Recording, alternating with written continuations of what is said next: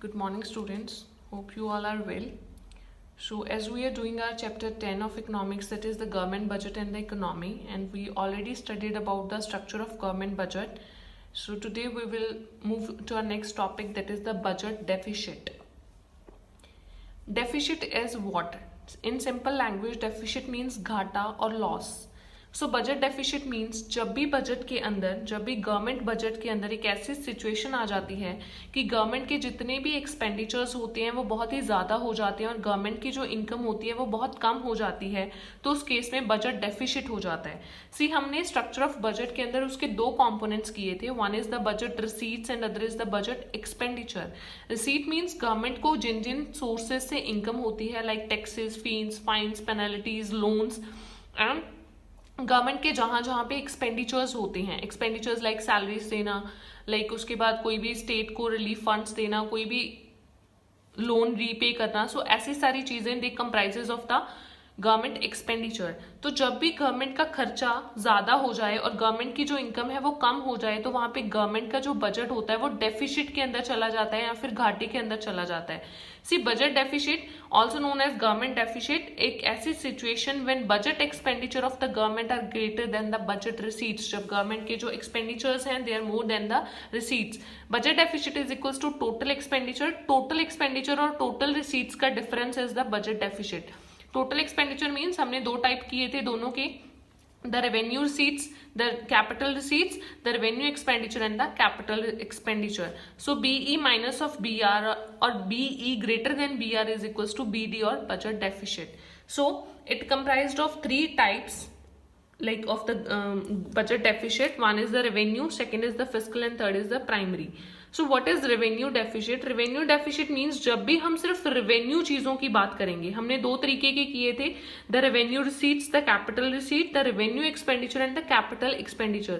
जब हम capital expenditure या capital receipts को छोड़ देंगे और सिर्फ revenue expenditure और revenue receipts की स्टडी करेंगे तो उस चीज को बोलते हैं revenue deficit. अब revenue deficit क्या होगा? अगेन जब revenue expenditures गवर्नमेंट के ज्यादा हो जाएंगे और रेवेन्यू रिसीट्स जब गवर्नमेंट की कम हो जाएंगी.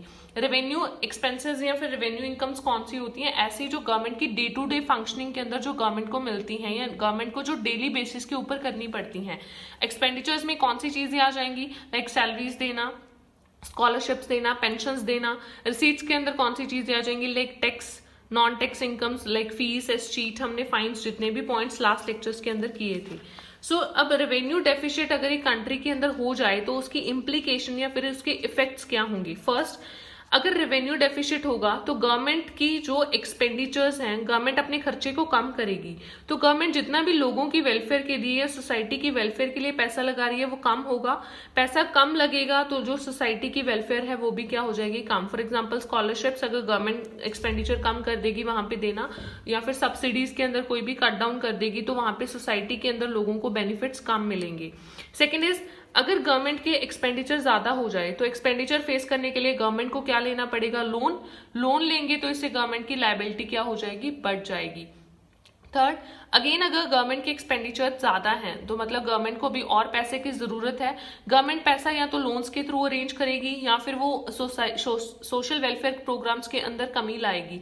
एंड साइमल्टेनियसली थर्ड पॉइंट, वो डिसइन्वेस्टमेंट करेगी. डिसइन्वेस्टमेंट हमने ऑलरेडी पढ़ा था कि जब जो गवर्नमेंट है अपने शेयर्स को प्राइवेट एंटरप्राइजेस को बेच देती है तो वो उसे क्या बोलते हैं? डिसइन्वेस्टमेंट. सो ये सारे इसके इफेक्ट आएंगे. अब रेवेन्यू डेफिसिट को मैनेज कैसे किया जा सकता है? C first, borrowing from the general public. जो ज्यादा से ज्यादा एक्सपेंडिचर को फेस करने के लिए गवर्नमेंट क्या लेगी? लोन किससे लेगी? पब्लिक से, आरबीआई से या फिर world bank, IMF, rest of the world institution से. डिसइन्वेस्टमेंट करेगी, अपने शेयर्स को किसको दे देगी? प्राइवेट एंटरप्राइजेस को, या फिर वो अपने खर्चे के अंदर कमी लाएगी थ्रू सब्सिडीज के अंदर, स्कॉलरशिप्स के अंदर, ऐसी सारी चीजों के अंदर. So this is the first point, that is the revenue deficit. Second point is fiscal deficit. Revenue के अंदर हमने सिर्फ रेवेन्यू एक्सपेंडिचर और रेवेन्यू रिसीट्स की बात की.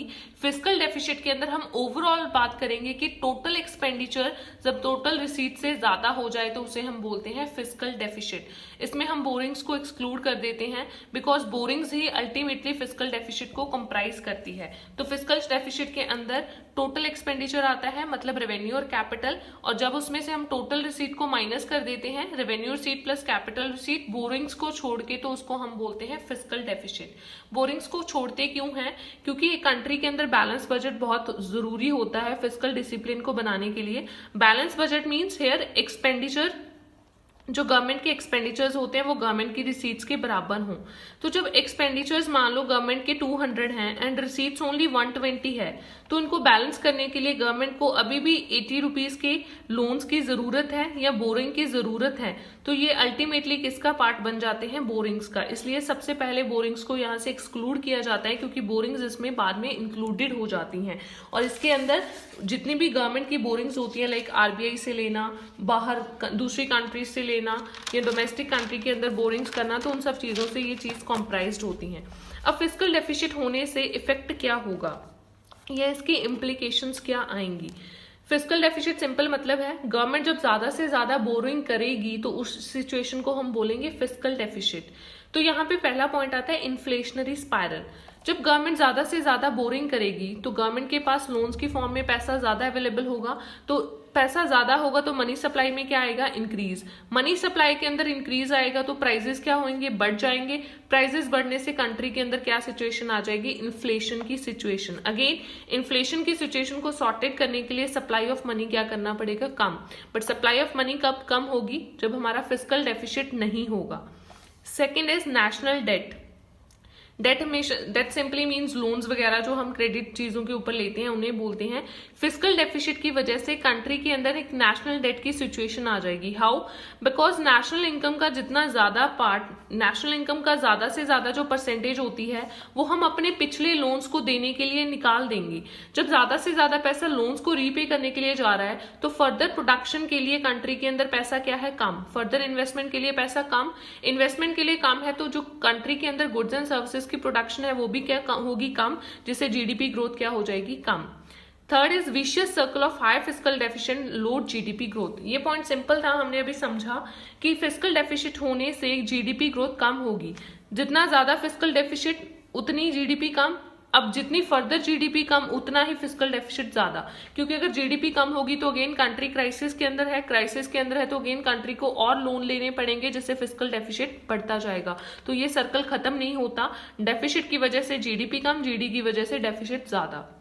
Next is crowding out. Crowding out में सिंपली यही होता है कि जो भी बोरिंग्स होती हैं गवर्नमेंट की, वो मार्केट के अंदर अगर गवर्नमेंट ज्यादा से ज्यादा लोन लेगी, अगर गवर्नमेंट ज्यादा से ज्यादा लोन्स की फॉर्म में पैसा ले लेगी, इकोनॉमी के अंदर पैसे की कमी हो जाएगी बाकी लोगों के लिए।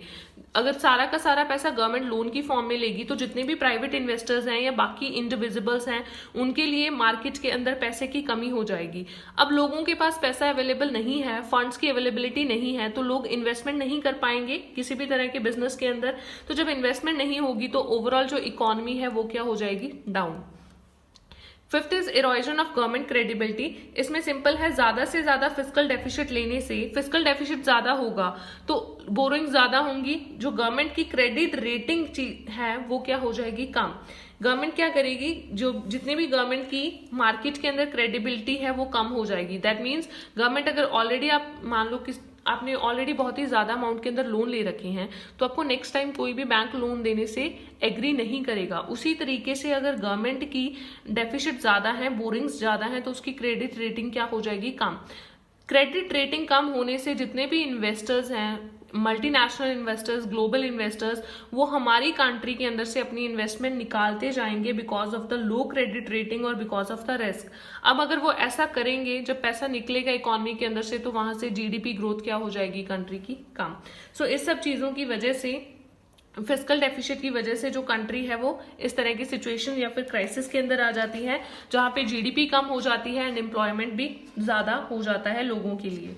तो थर्ड इसके अंदर जो कंपोनेंट आता है that is the primary deficit. Simple है, ये फिस्कल डेफिसिट में से जब हम इंटरेस्ट पेमेंट्स को माइनस कर देते हैं उसे बोलते हैं प्राइमरी डेफिसिट। अब फिस्कल डेफिसिट के अंदर जो एक्सपेंडिचर आते हैं वो रेवेन्यू भी होते हैं और कैपिटल भी होते हैं, और उनके अंदर हम इंटरेस्ट पेमेंट्स को इंक्लूडेड करते हैं। दैट मीन्स इंटरेस्ट अब कौन से लोन पे देंगे? जो हमने पिछले साल लोन लिए हुए हैं गवर्नमेंट उन्हीं के ऊपर इंटरेस्ट देगी।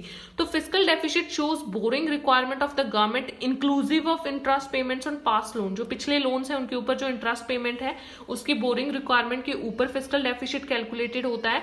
बट प्राइमरी डेफिसिट सिर्फ बोरिंग बताता है गवर्नमेंट की इंटरेस्ट पेमेंट को छोड़ के। हाउ? सो प्राइमरी डेफिसिट के अंदर हम सिर्फ इस साल के खर्चे और इस साल के इनकम को कंपेयर करते हैं, और अगर इस साल के खर्चे इंटरेस्ट पेमेंट को छोड़ के ज्यादा है इनकम से, तो वहां पे क्या हो जाता है? Primary deficit.